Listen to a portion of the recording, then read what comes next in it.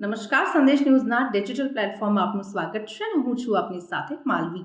અમરેલીના બહુચર્ચિત લેટરકાંડ કેસમાં ધરપકડ કરાયેલી પાટીદાર દીકરીને આખરે જામીન મળી ગયા છે. સમગ્ર ઘટના શું હતી એ પણ આપને જણાવી દઉં. અમરેલીમાં તાલુકા પંચાયત પ્રમુખ કિશોર કાનપરિયાના નામવાળો એક નકલી લેટરપેડ સોશિયલ મીડિયામાં વાયરલ કરવાના મામલે કાનપરિયાએ પોલીસમાં ફરિયાદ કરી હતી. જે કેસમાં પોલીસે ભાજપના પૂર્વ હોદ્દેદાર અને એક યુવતી સહિત 4 કાર્યકરોની ધરપકડ કરી હતી.